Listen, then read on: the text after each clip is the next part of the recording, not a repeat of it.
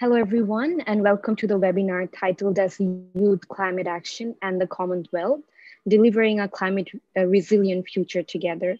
This webinar will mainly resonate with more than a year-long partnership with UK High Commission, mainly the Commonwealth, in hosting dialogues and webinars and writing articles jointly for Daily Star. Just a little bit of introduction what Youth Policy Forum is. It is a platform of young people from all over the world, mainly Bangladeshis, who are interested in nation building and want to establish a great support system that will help the government, non-governmental organizations, private companies to push for and help adopt more inclusive policies. I am Afsara Mirza. I will be the moderator for this session. I'm currently leading the Environment and Climate Change Network of Youth Policy Forum. I'm also working as a research officer at International Center for Climate Change and Development based in Dhaka. But I just wanted to start with a little bit of introduction on the current climate change scenario. The latest report by IPCC focuses on impacts, adaptation, and vulnerability of climate change. Global warming has already caused dangerous and widespread impacts to ecosystems, people, communities, and infrastructures all around the world, especially in the developing nations. Every increment of warming is leading to higher risk. And even though adaptation has increased, but resilience to adaptation is is not enough to prevent all the losses and damages. Hence, urgent adaptation and mitigation is needed now. Hence, today we will focus more on resilience of climate change, which is the ability to survive, adapt, and grow in the face of many chronic shocks of climate change, which is inevitably being experienced by the marginalized communities. But resilience also means, I wanted to remind all of you, that assessing and understanding challenges and finding holistic solutions. Today's discussion will delve towards recognizing the youth who possesses the right kind of attitude to bring the systemic and sustainable change in their communities, but also the recent outcomes of Conference of Parties 26 that happened in Glasgow, UK, and the way forward for building resilient cities and nations with the Commonwealth nations. Today, we have inspiring and esteemed panelists from all over the world. First, let me introduce you to Professor Mizan Khan. He's the Deputy Director and the Program Director of Least Developed Country University Consortium on Climate Change, which is also known as LUC. Prior to joining to International Center for Climate Change and Development, he has worked in academia as a professor for more than 18 years, along with working closely with government and the development sector of Bangladesh and beyond. Professor Mizan Khan is also one of the lead author of the Intergovernmental Panel on Climate Change. He has been attending the UNFCCC process as the lead negotiator on climate finance with Bangladesh delegation since 2001. We also have Tanvir Ahmed Haroon, who's the faculty of Department of Environmental Science and Management at the Independent University Bangladesh. And he's also the fellow of the Climate Change and Environment Network at the Youth Policy Forum. We also have Eva Peace from Rwanda. She's the co-founder of the Loss and Damage Youth Coalition, and she also serves as the coordinator of its training working group. She's also the part of Green Protector, where she serves as a financial manager. And last but not the least, we have Iqra Zaheen, who's a student of MSc in Climate Change in Muhammad Nawaz Sharif University of Agriculture in Multan, Pakistan. She's also the founder of Al Iqbal Foundation, and her foundation focuses more towards on reducing the emission of greenhouse gases by halting the burning of wood stoves and promoting usage of biogas. So today we will begin with two presentations on behalf of White Policy Forum, and that will be given by my colleague Samiha Khan, who's also one of the lead of the Environment Network and a lecturer at the Daffodil University. And we also have Navidita Elise, who's studying international relations at the University of Dhaka and also involved with Youth Policy Forum's governance apprenticeship program. They will present on promoting the outcomes of COP26, the Glasgow Climate Pact, and also provide few policy recommendations and touch on the 5 pillars of UK presidencies at COP26. At the same time, touch a little bit on nationally determined contribution, which is a climate action plan to cut on emissions. So let me invite the presenters, and then we will go to our esteemed panelists for a very energized discussion on climate action. Thank you. Thank you, Afsara, for the wonderful introduction. And I want to take the opportunity to thank all of our speakers for being with us this evening. Just as a reminder, the 2021 United Nations Climate Change Conference, also known as COP26, took place from 31st October to 13 November 2021 in Glasgow, United Kingdom. There was a particular excitement surrounding this year's rendition, as this was the first time since the Paris Agreement of COP21 that expected parties were expected to make enhanced commitments towards making towards mitigating climate change. Parties were required to provide improved national pledges every 5 years. The Glasgow Climate Pact, a result of COP26, is the first climate deal to explicitly commit to reducing the use of coal.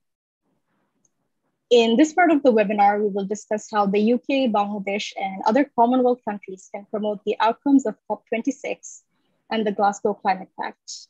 We will briefly go over the key outcomes of COP26, an overview of the Glasgow Climate Pact for those who may not know what was discussed, and finally, we will discuss some policy recommendations that can drive the pledges made at the summit.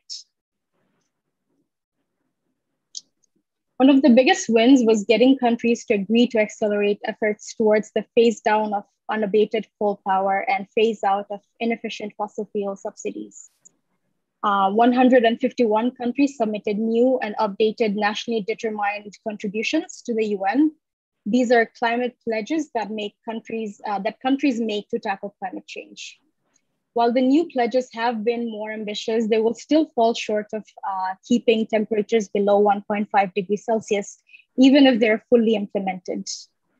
The adoption of the Glasgow Climate Pact was a welcome surprise. It put science front and center and urged countries towards a more ambitious climate response. After 4 years of negotiations, countries finally reached a deal on Article 6 of the Paris Agreement, which covers international cooperation, including including carbon markets. As a reminder, the first mechanism of Article 6 would allow a country that has beaten its Paris climate pledge to sell any overachievement to a nation that has fallen short against its own goals. The second mechanism would create an international carbon market. 130 countries promised to work collectively to halt and reverse forest loss and land degradation by 2030, and 105 countries pledged to cut their methane emissions by 30% by 2030. The Glasgow Climate Pact saw an agreement to revisit emission reduction plans in order to keep the 1.5 degree Celsius Paris Agreement target achievable. It saw the first ever inclusion of a commitment to limit the use of unabated coal and a commitment to a more climate finance for developing countries, and agreeing to double the proportion of climate finance going towards adaptation.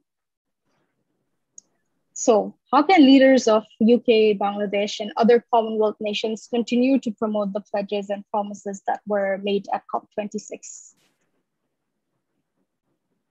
Collective responsibility is crucial for the implementation of the outcomes of COP26. Additionally, developed nations need to set up mechanisms to respond to current climate change damages.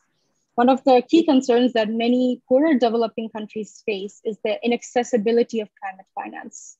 High interest loans are part of climate finance, which makes them inaccessible to poorer nations. Finance meant for adaptation can be provided as grants instead of loans. Currently, 64% of climate funding goes towards mitigation funds. More funding needs to be dedicated to adaptation. Donors favor mitigation projects because the success of mitigation projects are clear and they are more measurable. However, it is important to reduce further vulnerability and damage for the world's most vulnerable population.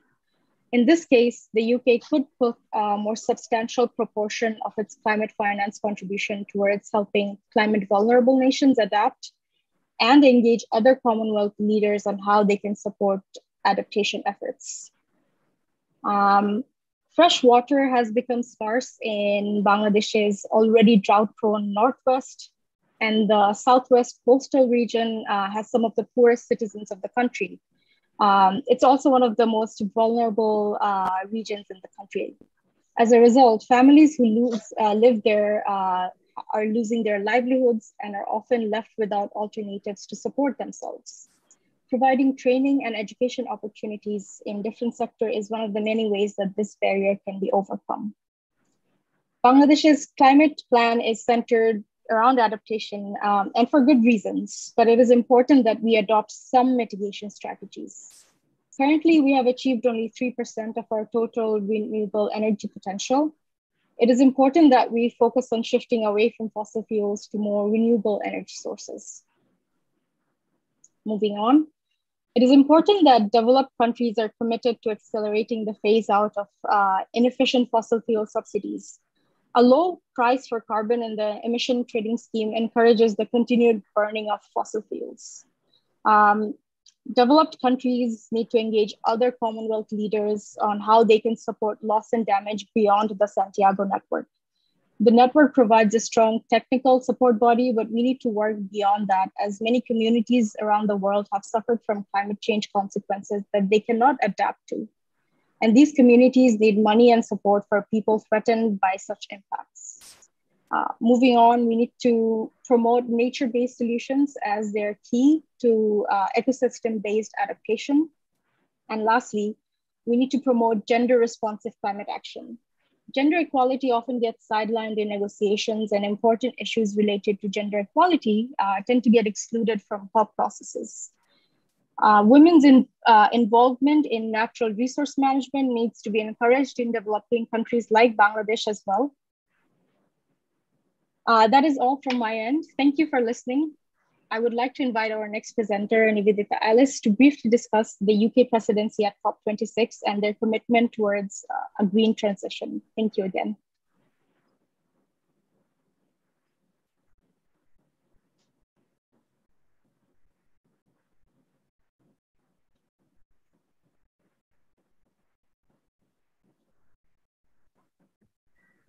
Thank you, Sami Hapu, for your insightful presentation. Good evening, everyone. I am Nivedita, and I'll be discussing the UK presidency at the COP26, projecting UK leadership and how the UK commits to provide infrastructure, finance, and support for the green transition.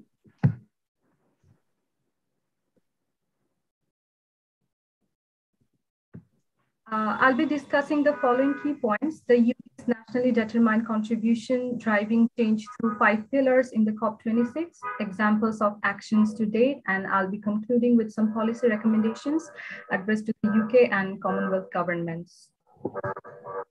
The presidency of the UK in the COP26 was being looked forward to since the UK itself has adopted a number of policies for climate resilience over the years. It communicated its nationally determined contribution under the Paris Agreement to the UNFCCC in 2020. Here are some noteworthy commitments made by the UK government. The domestic plans include planting trees on 30,000 hectares of land per year by 2025, making climate-related disclosures mandatory across the economy by 2025, and for up to 2 million green jobs by 2030, etc. The UK presidency at the COP26 aimed to drive change through 5 pillars. First was building resilience across all of society, under which national adaptation plans have been published by the governments to ensure long-term strategies. The race to resilience is mobilizing non-state actors to strengthen urban, rural, and coastal resilience of 4 billion people by 2030. Effective risk management. The UK wants to see enhanced understanding of climate risk drivers, improved planning, and new collaboration to close the gap between early warning and anticipatory action. Then comes transforming finance. Finance needs to be made more accessible, and climate finance providers need to increase the quantum, quality, and implementation of adaptation financing. The fourth pillar was catalyzing locally led action. The principle for locally led adaptation provide a framework for how adaptation can be delivered more effectively. Through the UK's presidency, governments are encouraged to endorse the principles and work towards implementation. Finally, there's harnessing the power of nature. In the COP26, the UK encouraged countries and organizations to endorse the Glasgow Leaders' Declaration on Forest and Land Use and the Global Action Agenda for the Transition to Sustainable Food and Agriculture. UK's climate presidency in the COP26 aimed to cover 48 countries, 9 national adaptation plans, and 1 billion people. Some of the examples of action to UK climate leadership includes the call for action at UNDP, which has been signed by 130 countries and over 80 organizations to date, including, it included scaling up disaster risk reduction efforts, improving adaptation planning, and increasing adaptation finance. At the UNGA, the UK, along with Denmark, Netherlands, Ireland, Sweden, Finland, launched the Champions Group on Adaptation Finance, aiming to increase the total level of adaptation finance, particularly for LDCs and SIDS, including by delivering a balanced approach through their own public finance and encouraging others to do the same. And there's the commitments of the G7 countries to end financing for coal. But can we say that the UK leadership at the COP26 has been a total success? Well, according to an article published by the University of Edinburgh, there were notable successes in terms of agreement on strong multinational initiatives on tackling key issues such as deforestation and methane emissions. Ultimately, though, COP26 fell well short of delivering the national commitments that would together limit the global warming to 5 degrees Celsius. Which leads us to some policy recommendations. After witnessing the UK leadership at the COP26, it can be seen that the UK government has to have a bit clearer roadmap and policies in order to lead the other countries to bring climate resilience. Governments need to act fast in order to build resilience. The UK government should urgently be taking every possible measure to stop the flow of financial support to fossil fuel. According to The Guardian, greenhouse gas emissions plunged last year, but because of the impacts of the pandemic, not because of the policy. The committee found that while emissions from energy generation have fallen sharply in recent years, those from other key sectors like transports, buildings, industry, and agriculture are not coming down in line with the targets. Strict actions need to be taken to stop carbon emissions, such as more rigid taxes on flights to address price imbalances with train travel, or like carbon taxes on waste industry and other sectors, etc.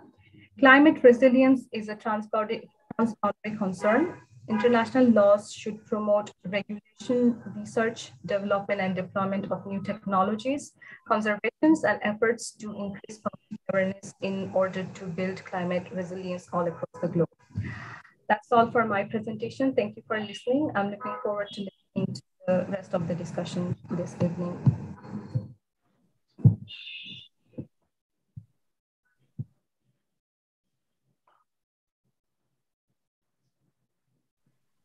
Thank you so much. Thank you so much for the presentation, both of you, and really, really insightful information on the COP26 and also the way forward of how it looks for nature-based solution and other new buzzwords. But these discussions, these buzzwords, we will try to unfold it during this panel discussion. So without any delay, let me invite Mizan Khan, who's the Deputy Director of International Center for Climate Change and Development, and he's also the Program Director of Least Developed Countries University Consortium on Climate Change, which is also known as LUC.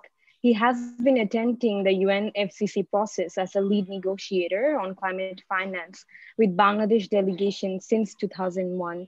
Welcome, Mizan, sir. And I would just like to ask you one question, first of all, that, how feasible do you think the Glasgow Pact's commitment for securing adaptation climate finance is for the vulnerable communities? And can we look at any any financial mechanism that will be more relevant for vulnerable communities in terms of increasing their resilience? Thank you. Thank you, Afsara. The two young presenters have laid down good ground for discussion, Samina and Nivedita.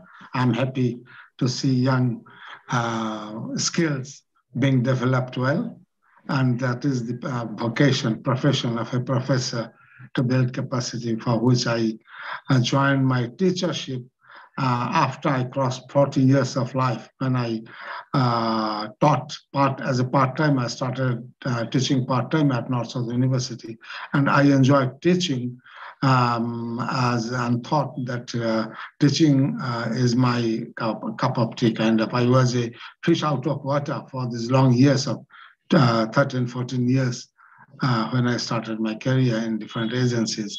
Anyway, thank you to see you all, young faces. Yeah, this is the most intractable question that you have raised, because you all know that each and every COP is procrastinated and extended beyond the 2-week time period. Extension happens only because of the intractability in decision consensus on climate finance. Mitigation is not the intractable agenda now, because there is kind of an understanding between the major emitters from both developed and developing countries. So mitigation is not the kind of real obstacle in having success, but climate finance is. Now, you asked about the feasibility of adaptation finance. I, in fact, got tired of speaking about these futile, issues regarding climate finance, because for the last 20 years, I find not much progress at all in climate finance. At COP26, certainly we had some better outcome compared to the previous years when we look at adaptation finance. About $400 million have been committed to the adaptation fund as well as to the LDC fund. And that was for reasons of a strong lobby from the Climate Vulnerable Forum, as well as from the LDC and the states government, AOC is what we call, Alliance of Small Island Developing States. But $400 million are just a peanut compared to, if you look at the $2 trillion spent on military budget every year, military spending. Even during COVID time, global military expenditure has gone up. This is kind of an anomaly. It's kind of an injustice, So there is not finance availability. This is not right. It is the question of whether we want to provide some finance for protecting, for enhancing the adaptive capacity of the most vulnerable. This is the question of choice, Otherwise, finance is there. $11 trillion could be mobilized as kind of a stimulus package for salvaging the developed country economies, $11 trillion.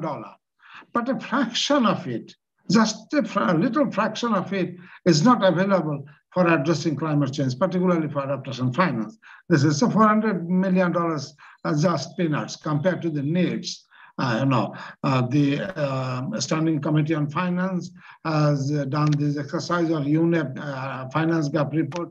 They come up with about $500 billion need each year. Okay, so this is my one point, and both the quantity is absolutely minuscule, and the quality also is absolutely not acceptable. As Samina has mentioned, that in fact 64% for mitigation is much more. We find only about 20% of money goes for adaptation, and 20% of that goes to the LDCs, which are the most vulnerable. And out of that, 20% goes just a little less than 10%. In fact, even less than 5% goes to the local communities, where their money should go, because adaptation is inherently local and regional, because impacts impacts have their landfall on some specific places, especially on some places. So it is the communities who must adapt and who need resources, and they have experiential learning for ages together, how to adapt. They have been coping with for ages, for centuries. So they have only what you need is to provide some capital into the hands of some organized groups of the community. Look at the success of Black or Grameen Bank. Why, for example, Dr. Yunus today is Dr. Yunus, or Sir Fazl Hassan Abed is Sir Fazl Hassan Abed. They had brilliant ideas, but it is the rural women, rural illiterate women who made them so. Without them, they would not have been Dr. Yunus or Sir Fazl Hassan Abed.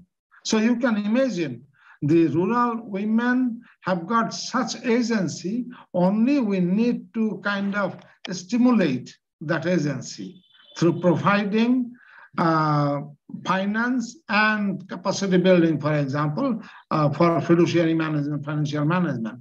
That is why we need to focus on enhancing locally led adaptation financing. But in most of the developing countries, we have very centralized systems of governance.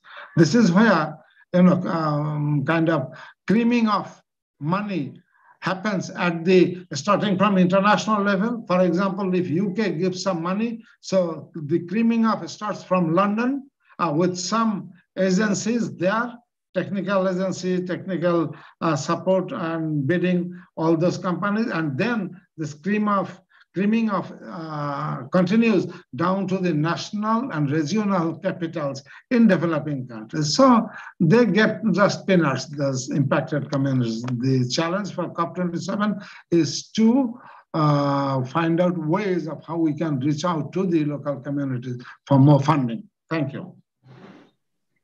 Thank you so much, sir. I think that had so much energy and guts to start with.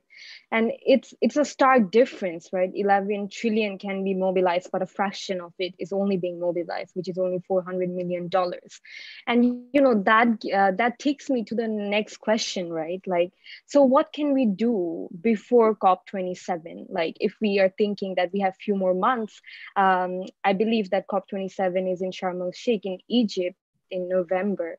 So, we have just few months time. So what can we do in terms of doing capacity building for the local communities and giving them more agency in order to deal with the governance of the local finance, right? Like we're seeing like the Kenya County Climate Change Fund, like they're doing a great job. So how can we take more measures like that? What do you think? If you just say that in 2 minutes. Yeah. Thank you. First, at the international level, we need kind of to have high-level champions who are believers in locally led adaptation and for which financing is needed. So at the international level, we need to have champions, both in terms of celebrity personalities as well as agencies. For example, Adaptation Fund is an agency which really promotes now locally led adaptation. GCF also has started piloting this locally led adaptation. So we need to kind of do more lobbying, and the youth leadership needs to be built for that. Particularly, my argument is we need to build a stronger youth leadership in the developed countries. Is there any representative now from developed countries here present today at this today? Nivedita, are you from UK or? No, she's from here. She's from Bangladesh. We all are, yeah. Okay. Had there been kind of a developed country youth leader, I would have conveyed the message directly to him or her. Because you look at, in developed countries, in mature democracies, politicians listen to the constituencies, to the voters. They cannot avoid. Okay, they cannot take the constituencies or the voters as white papers, like in developing countries. Our politicians don't value the voters. We know this. not just in Bangladesh, but in other also developed countries, less mature democracies, or so-called sham democracies. Okay, so in Bangladesh or in other developing countries, youth leadership cannot have an impact on the political leaders, highest level leaders. But in developed countries, if the youth voters are really committed to, then their politicians must listen to, because they want to be re-elected. And that is why my argument is that please, this leadership, youth leadership from the global south, please forge a stronger coalition with the youth leadership from the developed countries. And you, youth committed leadership with very good communication skills and very good videos of the sufferings. UN Secretary General has mentioned this Working Group 2 report of the year 6 as Atlas of Human Suffering. So you please go and visit to those capitals, industrial country capitals, which matter, and show these videos that how we are suffering only because of their actions. They just don't want to compromise their lifestyles. And climate change is a life-threatening for us, but to them it is lifestyle threatening a little. They have to just ride the public buses a little, foregoing the private transport, having 2-3 cars per head. So I call it climate change solution lies in just compromising their lifestyles. But we face life-threatening crisis from climate change. This needs to be convinced. This youth leadership from the industrial countries needs to be convinced. Whatever way youth leadership from developing countries, you become strong and very articulate, doesn't matter. If they are not active, if their leadership, youth leadership are not active, they cannot force the political leadership. We from Global South cannot force the industrial country political leadership. It is they who can. So please, my suggestion is that you also work with the leaders, youth leaders in those countries, like the Swedish young girl, who is really a good hammer. We need those hammers in those countries. Thank you. Thank you so much, Mizan sir. It was really good suggestions. I believe that local leadership and youth leadership is the key, and it's really important to bridge that gap between the global north and global south and make youth more active in bridging that gap. Thank you so much. Now I would like to move on to Eva Peace, and she's from Rwanda. She's a co-founder of Loss and Damage Youth Coalition, and she also serves as the coordinator there in its training working group. And she's also a financial manager at the Green Protector. Eva, my question to you would be that, in 1 year from now, what do you think can be done to give local communities or citizens or actors more authority in accessing funding for increasing the resilience of their communities? Thank you. Thank you, Asfar, and I'm happy to be part of this discussion. And I think for one year from now, to say there's need to be able to hear people on the ground. As they said, they are the one facing the climate impacts. So whatever project or access to fund or any project being designed should be based on the needs of their needs. So I would say there is a need to have every country have different needs. So in need-based assessment for each community will be a class to be able to have access to the funds required. Thank you so much. Thank you, Eva. And one more follow-up question I would like to ask you. Thank you. Those are great points. I think definitely we need to look at local people's needs, let it be indigenous people and more marginalized communities and people living in the remotest areas. It is them who are the frontliners of climate change, right? So my next question is that how can youth from African nations, from small island developing states and other Asian developing countries be a part of negotiating for climate finance? Thank you. I'd say for my part, I had a chance to be supported by the government to be able to give them this opportunity to take part in the climate change negotiations and also be around people, mentors who are very happy and ready to enhance my capacity to follow up on the different issues. So one thing I would say is the need to give the platform to youth, the possibility for youth to engage. We are ready, we are there, and we are also facing those climate change impacts. We are the best, we are people on the ground who will be able to give best solution or policies if given the opportunity. And I believe if given the opportunity, we can make real change. And I saw it happen. And many times, like I said, I'm part of the Loss and Damage of Coalition. I saw how we came together from the global south to demand action to address loss and damage, even at COP26, which was when loss and damage was a taboo in the last years. But at COP26, we saw it taking the stage. We didn't have the outcome needed, but from the power of youth, there was progress. So yeah, that will be it. Absolutely. Thank you so much. Absolutely. And I think this COP really touched on loss and damage that was never done in a way before in other COPs. And I feel that, if youth are united and they do reflect on the non-economic loss and damage, right? Like loss of culture, loss of livelihoods, loss of their heritage and their biodiversity and communities. And I think that should be also prioritized in COP27. Now I would like to move on to Tanvir Haroon sir. He is the faculty of Department of Environmental Science and Management at Independent University, Bangladesh, and also the fellow at Climate Change Network at Youth Policy Forum. And I would like to ask you that, there is so much to done. So much is yet to be done in terms of collaboration, right? And I feel like private sector have a huge role to play in it, especially in developing nations and other Commonwealth nations. So I would like to ask you that how can private sectors be more engaged to promote the outcomes of Glasgow Pact? That is like contributing to climate finance or increasing urban resilience projects, and also promoting just transition principles, right? Thank you, Tanvir sir. Thank you very much. First of all, thank you to all the speakers, and some great points are coming out. Mizan sir has spoken some amazing points. Just to piggyback on some of the ideas and to give my views as well. Am I clearly audible? Can everyone hear me clearly? Yes. All right, great.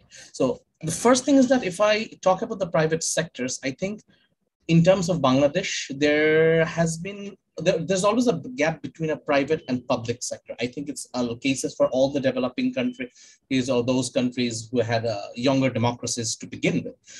But the more we look into right now, I think that gap needs to be reduced. And I will take one word from Mizan sir, which he mentioned, which I believe is one of the key words, is champions. The champions must come not only from the public sectors, but they must come from the private sectors. They must come from the very roots, from the disabled people to our champion individuals, to the very obscure rural community that might have had a brilliant idea, that might be an innovation idea. Those champions should not be there. Those champions should be taken to the top. Those champions should be displayed in front of the world and show this is what we are doing. I am a huge fan of one of the great, I think everyone's a huge fan of Greta Thunberg. She has made an impact, but she's just one person who's visible. There are probably hundreds of like that, women, children, men throughout the global communities. We start from Africa to India, Bangladesh, Pakistan, Nepal, Bhutan, who have done probably marvelous things, but they're not in the forefront. It is high time those individuals are brought in the forefront, and that responsibility does not start with the government. It starts with the both and public sectors. From every one of our responsibilities to identify them, bring them, and present them to us first, to our communities, to our localities, to our countries, and we need to take them to the global community, to the COPs, and they become the true representations. Sardit said a very important thing, and he was my teacher in the university, so I'm really a fan of his work, but he said a very important thing. Our entire adaptations, or even if we go into the loss and damage, the roots are not the picture behind the global view, the whole planet. No, it's much more focused right now to the individual communities that exist in the Souths or in the rural communities who are suffering. They're the people who know how the solutions are. But majority at times we are ignoring them. The whole world is ignoring them. We are focused on what we can give them, not how we can better transform their technology, their ideas, their skill into far better workable and adaptable model. I think that's one of our biggest failures. I would literally say the word failure, and I would say that both the public and private sector need to do that. And if you're talking about basically the Commonwealth, I think every country in the Commonwealth, even we look at it, we all have the same type of problems over there. And I think if we can only unite, and if the forums of the youth are united, and also old people like us, so I think that is the best way to move forward. Like YPF has a good forum of different communities, of different individuals worldwide. I believe each of our Commonwealth needs this forum, and these forums need to have a lot of interactivity among themselves. I think that is the best way we can move forward. Just one other point, COP27 is not a normal COP anymore. 18 days ago, I would have said it's a normal COP27. On this 16th day, after the Russian and Ukraine conflict, COP27 will have a whole different landscape. Mizan sir talked about military involvement in COVID.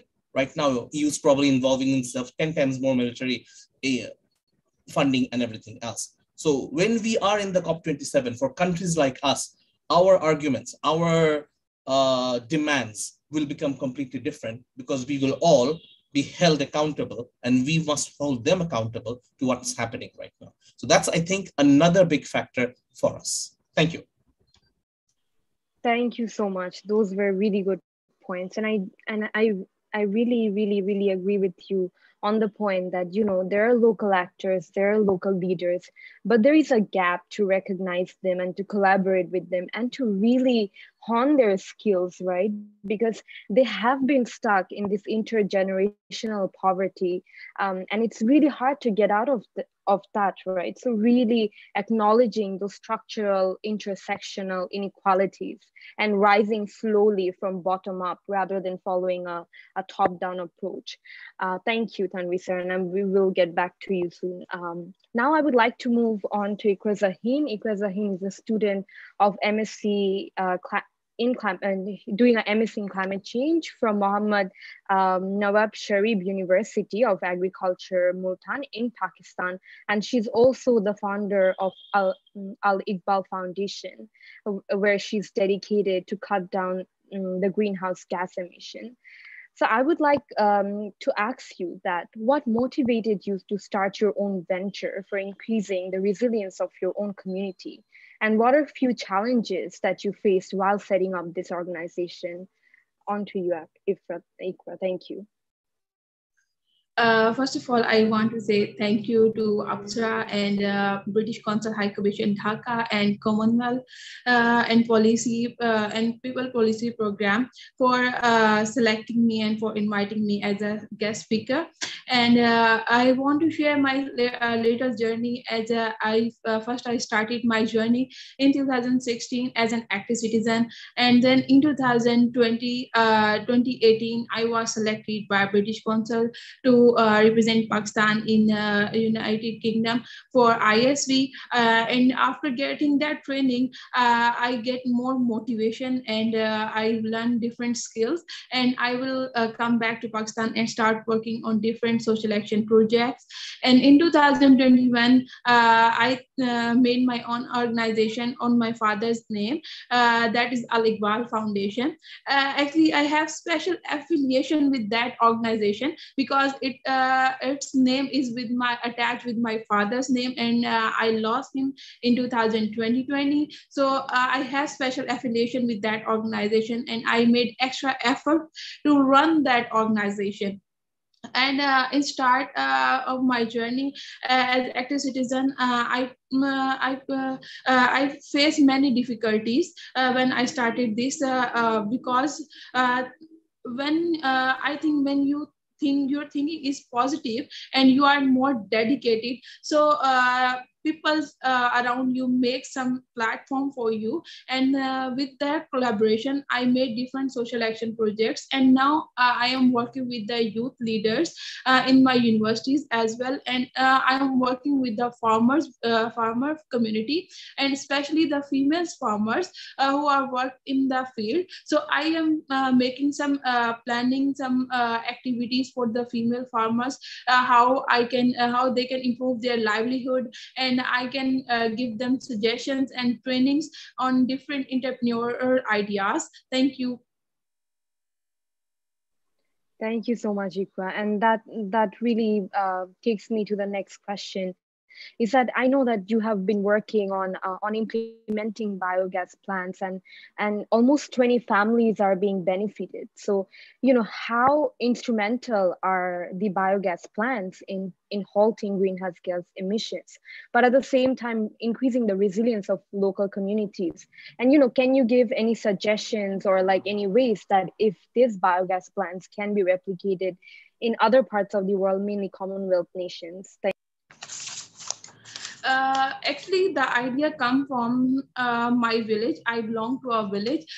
In my village, women are using wooden stoves, and they use wood. They collect extra efforts to collect some wood from the field, and then they can use it for the wood stoves.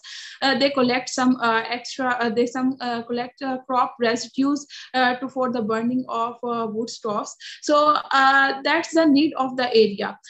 When we use wood stove, it emits carbon dioxide, and especially when the carbon dioxide emit and the smoke that emit from the wood stove, it can cause many diseases in the women of that area. The diseases are asthma, as well as they have a white motia in their eyes. So there are a lot of women, more than 45-year-old women get white motia due to the use of a wood stove. So I came up with the idea of a renewable energy source. I give them suggestion to make biogas plants for burning purpose. So in COP26, I give my idea in the British Council, submit my proposal to the British Council team, and they give me some grant to install some biogas plants. So I installed 4 different biogas plants in my community. From each one of biogas plant, we will give 5 families can get benefit, and they can use biogas in 24 hours. So the lifetime of biogas is 40 years. So the procedure of biogas is that we use manure and water in equal quantity, so they can produce methane, and the waste that comes out from after producing the gas, we can use that waste into the fish feed and as an organic fertilizer. So the cost of if we calculate the cost of one family that use wood stove in 1 year, it will take 10 to 20,000 per year for one family. And if we calculate the amount of biogas, it will take only 250 rupees per year. So if we take it as a business, we can. I also convert this this model into a business model. As in future, inshallah, after 3 to 4 months, I will plan to make some big plant that will be of 200 to 300 cubic feet meter, and from that I will make artificial LPG. I will produce artificial LPG, as well as I will try to run CNG petrol pump. So I think if we give suggestions to government and to some private and public organization, if they will work with us together, then we make a change and difference to in the source of renewable energy sources without using our resources, natural resources. Thank you. Amazing, amazing, really inspiring. And, I think that's the way forward for local leadership and to really, enhance the capabilities and the capacities of local communities. Because when you're providing this kind of solution to local communities, you're increasing their well-being, right? Because we know that climate change has like multifaceted impact on food security, on livelihood, on water security. And I think this circular solution, circular renewable energy solution can really be the next key tool to be replicated in small remote areas or villages. Because at the end of the day, we know that the impact of climate change is not equal on men and women, right? Because women are responsible for doing unpaid care work. And so their health during the climate disaster are more at cost than anyone else. Thank you so much, Iqra, and we will come to you shortly. Now, again, I would like to move on to Eva Peace, and I would like you to ask that since you're since you also serve as a financial manager for Green Protector, so I would like to ask you that what kinds of risk management strategies do you use for increasing the resilience of your community? Thank you. Thank you, Aspa. I would say like the first strategy will be like any project design shouldn't be designed without the community you're trying to do it. And I find it helpful to, when it comes to risk management, to be able to talk, to engage with the community on the ground for the problem you're trying to face. And I've like Zaheen seeing, and what we're doing is to be able to work with them. The youth on the ground have all the solutions. They're facing all the problems. And when given the opportunity to work with you, they have come up with different solutions, whether it comes to water solutions, just have them to work with them, to partner with them. And that's the best way, I would say, like for minimizing the risk. Thank you. Thank you, Eva. And I think that's really helpful that, even when you want to give authority to the local people, you need to have a consultation with them. You need to see what's their needs and what do they really want to be improved, right? Because we have to know that what is really affecting them, and is it like in the household level or in the community level? My next question to you, Eva, will be that, what will be your suggestion for Commonwealth Climate Finance Access Hub? Because they do carry a lot of capacity building workshops for the Commonwealth nations. But what can they do more for the capacity building of the youth in accelerating the access of climate finance for climate change adaptation and mitigation? Thank you. Thank you. I'd say, for me, I've had the opportunity to follow up on access to the GCF. I found the access already being difficult and the process being difficult and already exhausting for youth people, for young people to be able to access the funds. And from that experience, I think one will be when, I don't know, for the Commonwealth, already for countries, we are already facing, like the Prof Mizan say, we're not having access to the funds, not the funds we need, mostly it's loans, and we're in need of grants. But for country, it's already difficult, and for youth, it's harder even.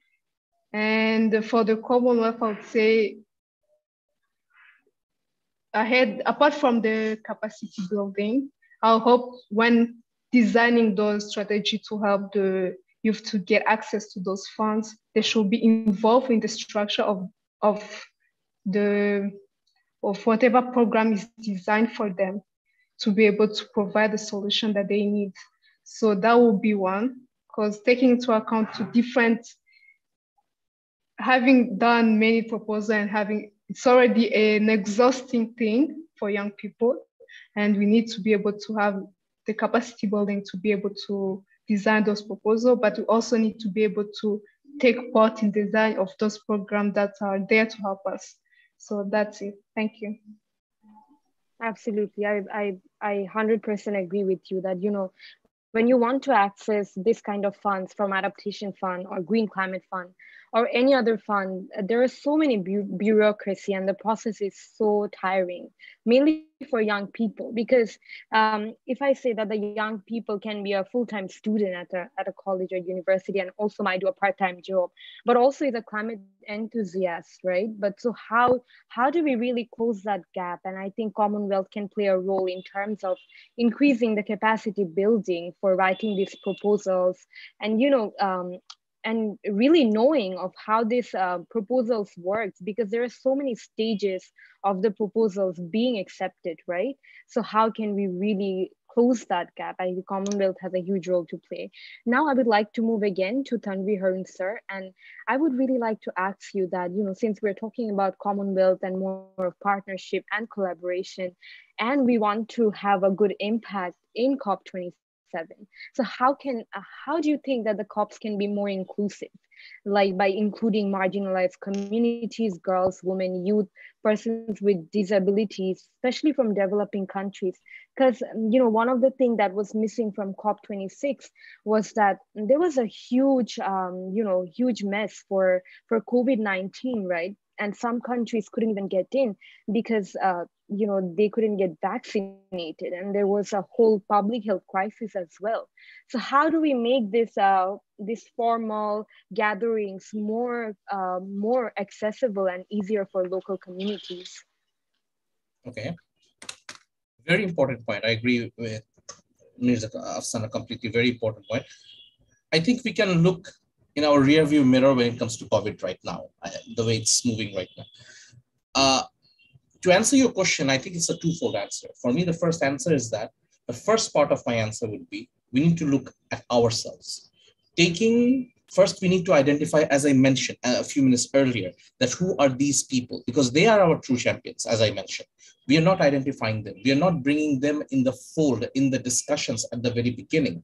You and I are having this discussion, but I do not see anyone of a marginalized community here, which is the reality. We do not get them in most cases. We do not get them, a disabled people over here, for these type of discussions or any place, whether we talk it in small group, we talk it big, we talk it national, we talk it regional, we talk it local. We don't have them. We need to have them first. I think that's the first thing we need to do, is bring them in this fold. Involving them in COP is not enough, because the COP is a cutthroat place. Those of you who have been in the COP, you know how every institutions, every words and everything is taken into account. For these people to come up, and we need to bring those, especially we need to bring the girls, the women, and the disabled person, and everyone else in our fold, in our discussion, in our national discussions, and from them we have to take them to the COP, because they represent that community. I think that's the second part, that we need to take them to the COP and make sure their voices are heard, not just ours, not just all the voices of our government people. They are very active individuals. Yes, they are the key people for a very long time. But if their voices are not being heard, it doesn't make any difference. That's the first thing. We identify them, we bring them in our local fold. We involve them in all of our activities, in our national decision-making. Let them have a voice, because they are the affected people directly. And then let their voice be heard in the global community. Now we have access to the global community. But what we will have problem in that global community, the climate fund, I'm assuming, will become a very big target in the next COP27, with the conflicts going on right now, with the oil prices and everything else getting out of hand right now. So I think we have to prepare for that as well. That's my first answer to your question, Asana. Thank you so much. And I think that really makes sense, right? Because I mean, I would say that we're very privileged to be sitting here and having that discussion, but we need to really, also close that digital divide, right? Because, when we look at those marginalized communities, and when you go to the field and see that they do not also have proper access to water or even the basic needs, right? So how can we really start from the ground and really highlight or bring those climate local leaders to the COP27 and other following COPs? I Thank you think, so much. Afsara, I'll add with one thing. You just said a very important word for digital divide. I don't think we can only think about the word digital divide. It's a lot of our socio-cultural divide as well. Our socio-cultural mentality, though it's changing, I don't think we have reached to that level where we can easily accept a third gender individual and say, yes, you can come up and sit over here. A lot of them are also getting marginalized, and all the others who are like that. So I think a lot of our social mentality changes are still required over here. Absolutely, absolutely. And it starts from home, right? So how do we talk about like the climate change impacts on the most vulnerable people? And that's why just transition, the concept is coming up, right? Because if you want to transition to clean energy, then how are you going to replace, or how are you going to give the jobs to the people who will be losing the jobs? For example, in our case, in the ready-made garment factories, because those are really, really, dependent on the uses of electricity, on the uses of fuel, on the uses of gas. So are we really providing them the skills that even if we transition to clean energy, that they will be secured? So, I feel like this is high time we ask those questions to ourselves, to the politicians, to the local governments, to the trade unions. And there is a huge gap between the ministries and the private sectors and the trade unions. Thank you so much, Tanvir, sir. And now I would again move on to Iqra. And I would really like to ask you that, since nationally determined contributions are a very important part of reducing greenhouse gas emissions, then how can we include, this kind of measures, like, that you mentioned, that renewable gas, right? Like renewable biogas that you're providing to your local communities. Then how can we include these small measures and the voices of youth in nationally determined contributions and other key policy documents, such as National Adaptation Plan, that will really increase the resilience of local communities? Thank you, Iqra. As we discussed first, that in COP Paris, NDC represent that commitment of to reduce the greenhouse gases. So I think if we, my thoughts are that if we are making policies, we have to focus on, first we have to focus on youth and the ground challenges that the public face. So if we identify the need of the community, it would be better than that we have, if we try to solve the problems of the community, it would reduce the greenhouse gases as well. And there are many challenges that our community faces, like we use fuel automobiles. If we ask them to the government and to the other sectors to start a campaign of electric vehicles, then it would be benefit for the society community as well, and for the government as well.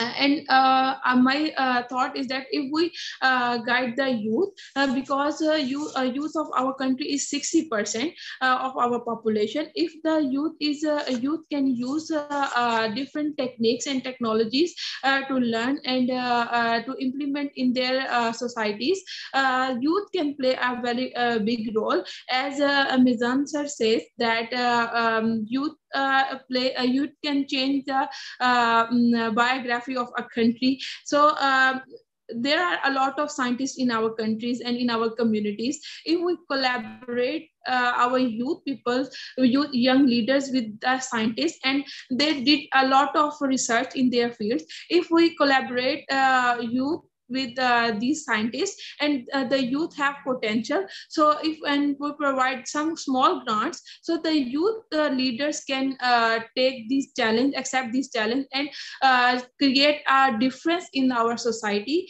And they can, because they young people have young mind and fresh mind, so they have the idea, and they can create a change in their society. Amazing. Thank you so much. Great suggestions. And I feel like, that's where the government comes in and really works with different strata of society, mainly the local communities, right? One of the good things about National Adaptation Plan of Bangladesh was that, there was consultation with youth prior to like writing the plan. But I think in future, government can be more active, especially in terms of enhancing nationally determined contribution, because it got enhanced last year. But for the next round of enhancement, I feel like youth can play a huge role in terms of, defining the actions or program for mitigation. Thank you so much, Yeah, Iqra. one thing I want to add in this, that our government made a special budget for the climate change actions, and tree plantation is one of the biggest campaign that is running nowadays.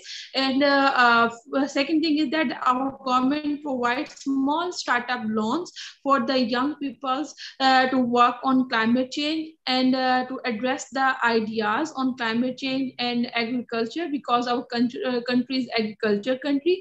So government is started working on renewable energies as well. Thank you. Thank you. And that really helps, of course. And I feel like, if you include all these little measures into policy, then the implementation part is going to come, right? Because now, the IPCC, the second report by the working group, it says that a lot of adaptation has been done, right?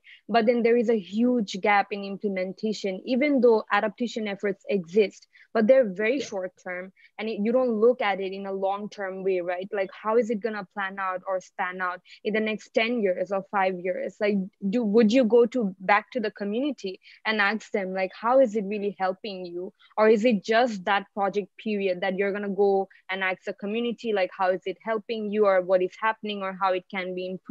But how is it spanning out in the next 5 to 10 years? I think that's very important.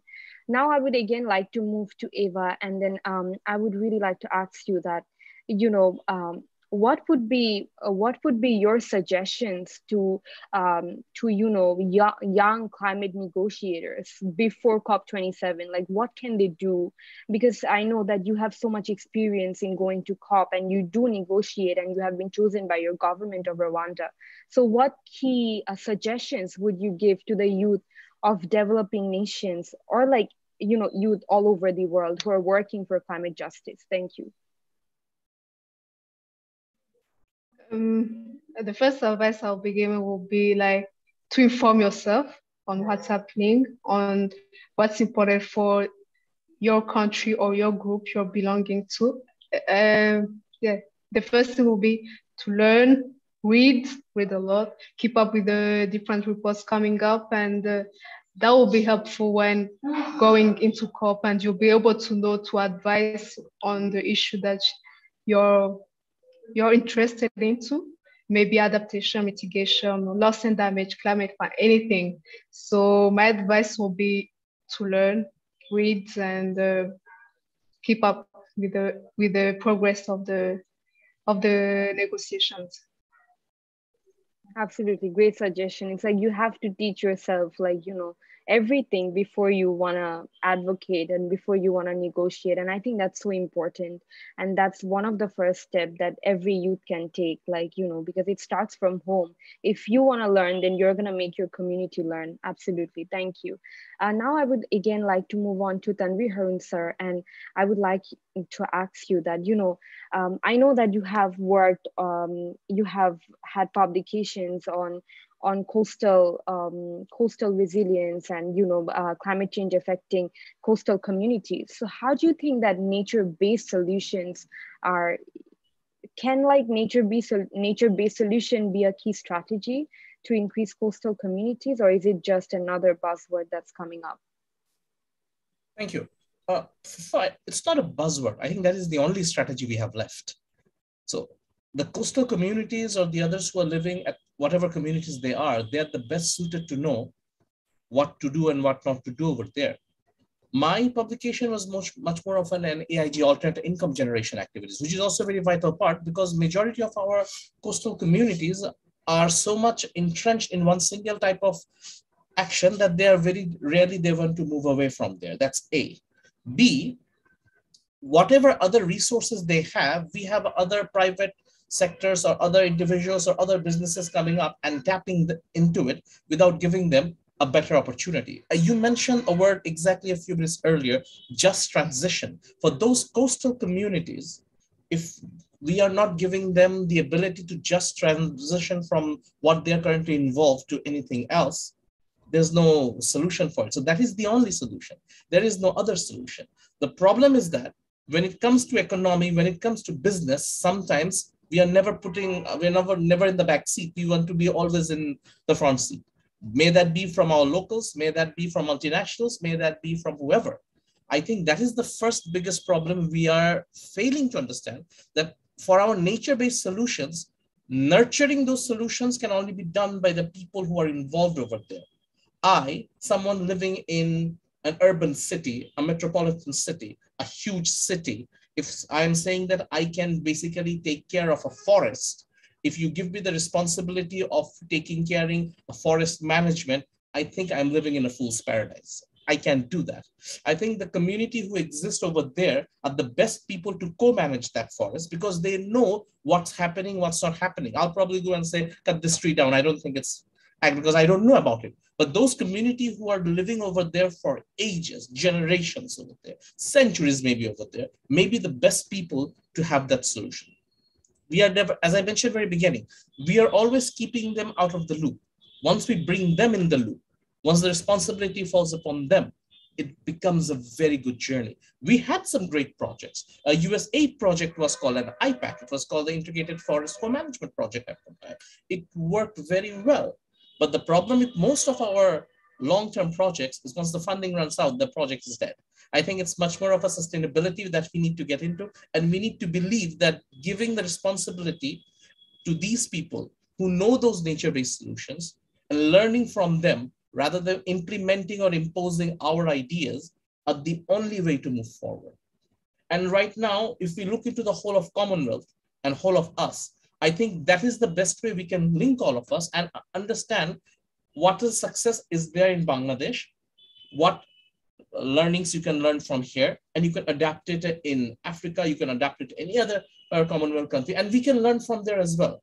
Our problem is that we copy paste ideas here and we expect them to run. It's not running that way. The nature-based solution is much more adapting. It is a literally loss and damage scenario working in its reality with a simulation that we can see. And those are something we need to focus on. So I don't think it's a matter of choice. I think that is the only solution. And in this global scenario, that solution may be the only solution for us as an entirety of a community. Thank you. Absolutely. Thank you so much. And I feel like, nature-based solution, there is so much debate going on, because it's a new word and projects are still being planned out for nature-based solution. And there is still a matter of monitoring it, reporting it, and really incorporating the lessons learned. And I feel like nature-based solutions are ways to restore or, protect the ecosystem, but at the same time, also increasing the well-being of human beings, right? And I feel like that's one of the best part of nature-based solution. And as you mentioned, that these local people have been with nature and have been living with nature for decades now, and they are the perfect players who know how to restore, how to regenerate. I'll add one thing with that as well, with what you said, that I do not completely believe that it's a new word. It's rebranding of an old word that we had for a very long time. It was known as ITK, Indigenous Technical Knowledge, that existed throughout from 1800 to the early 1900s. It was a very big buzzword at that time, using the indigenous technical knowledge and the counterbalance with scientific knowledge. I think we have rebranded the word, and that's why it sounds a bit new to us over here. Yeah, right. Thank you so much. Okay, I would then like to move on to Iqra Zaheen, and I would like to ask that, what's one thing or one last thing that you want to say to the youth of Commonwealth nations? Like, how can they be more active and take more leadership roles like you for the community that they're residing in? Thank you. As I previously mentioned that the youth of our country is 60%. If we guide the youth and provide different solutions to the youth and give them small grants and ask them to work as a leader in their community, first of all, they start from their home. First, we ask them to select and need to access to elaborate and a needy person inside around your society, then if the young people select some needy person around their society, and then we give them solution how to solve that problem, how they can first they identify the problem, then we give them the solution, and we give them the platforms where they can apply, and they get help from the platforms, from the government, from the non-government organization, and other the developed countries organization, so they can access some platform to solve their problems in their community as a young leader in their communities. So I also I am planning, and now I am as a young leader of my university and my society, I am trying to engage some young leaders like me, as I am a student in the university. So my try and my all the expertise are for my young students that are my juniors fellows. So I make a group of young junior fellows. I will make a tea in every week, and we just that the purpose of that tea is to organizing the tea is to discuss and share some ideas with young people, and they discuss some ideas and share with me. Then we make some collaboration and try to implement that projects in their communities and in my community. Thank you. Thank you so much for those great suggestions that really will help the youth of other Commonwealth nations. Now, last but not the least, I would like to move to my colleague Samiha Khan, and she's also leading the Environment and Climate Change Network with me, and she's also the lecturer of Daffodil University based in Bangladesh. And I would like to ask about your reflection of this webinar as a whole, right? Like, what did you think of it, and what is the take-home message, basically? Thank you. Thank you again for inviting me for my reflection. First of all, I want to thank everyone for your very insightful discussion and comments.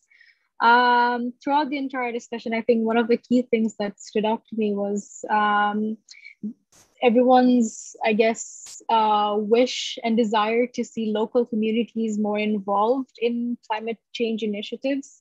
I think this is something I've seen when I've talked to people. Everyone, I think especially younger generations are a lot more aware about climate change and its consequences. And they do have a lot more desire to be involved, not just at their community level. I think what I am seeing or what I'm witnessing from people around me is that they want to be involved at the state level, at the international level. And I think throughout the discussion, many of our speakers have shared various ways through which young people can get involved. And I hope that those who are watching the webinar can hopefully take away some amazing ideas from our amazing speakers and get some inspiration from them as well. And I hope that in the coming in the lead up to the next COP, we see more and more young people get involved with discussions and actions involving climate change. Yeah, that is all from my end. And again, thank you, everyone. I want to thank all our speakers again for giving us their valuable time on Friday and being with us. Thank you. Thank you, Samiha. That really means a lot. So I would like to end this session with a thank you note. It's been an absolute pleasure to moderate this session with such brilliant, energetic panelists. And, I feel like one of the message, as Samia mentioned, is that we really want to give local leaders, actors, youth, women and girls more power to make their own decisions and be the climate a leader themselves and mobilize the communities, mobilize that finance, and use that finance to implement the project themselves, where they can be the government of their own programs, right? So they can take up that governance process. At the same time, they can, they can be benefited for years now. And that's how we will make communities more resilient, more sustainable, and at the same time, we are going to protect the future generations from the impact of climate change. And I think it's never too late, right? So you and I having this discussion means a lot to me personally, and I feel like it should mean a lot to other climate enthusiasts, right, who are looking for ways to collaborate, to work on projects, to work on more nature-based solutions, and to really march together in this fight of climate change and tackling it. Again, thank you so much for giving your time, and I am really honored to be the moderator of this session. Thank you to you all. Thank you. Thank you, Afsara, and to all the panelists. It was a great event, and as usual, YPF is doing some amazing work. Congratulations.